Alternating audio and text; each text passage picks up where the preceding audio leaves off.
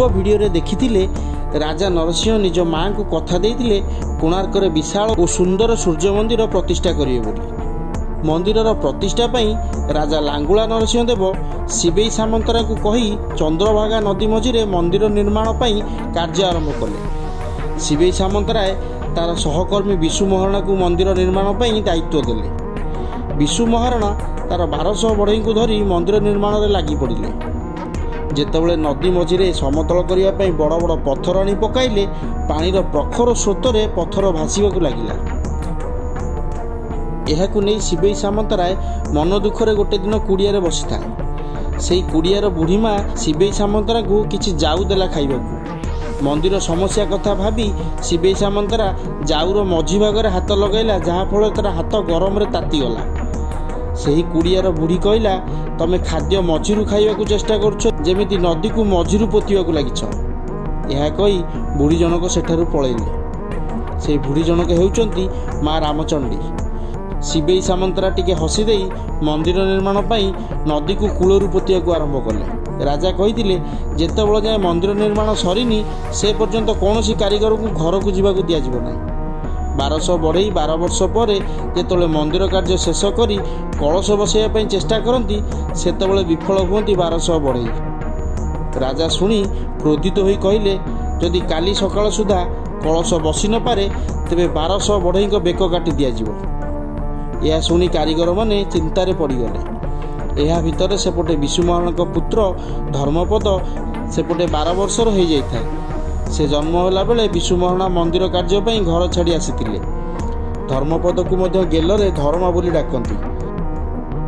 से पिला बेलू बापा शिल्पकला शुणी शुणी बड़ होता है।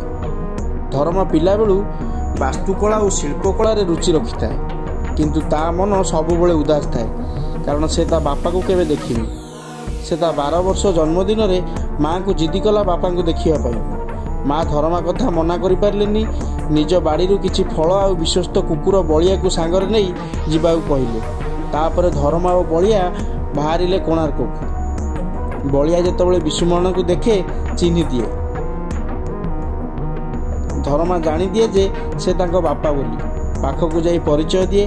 खुशी रे बापा को कुंडाई पकाए, किंतु कारीगर समस्या शुणी धर्मा पिता को अनुमति मागे जे मु मंदिर उपरे कलश बसई पारिबी कि।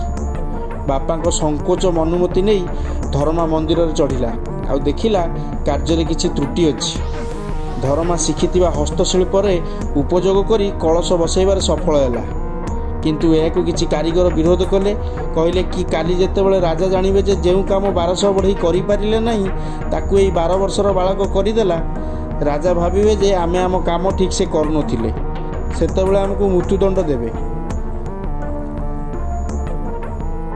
विशु महारणा सहित युक्तितर्क मध्य आरंभ कले।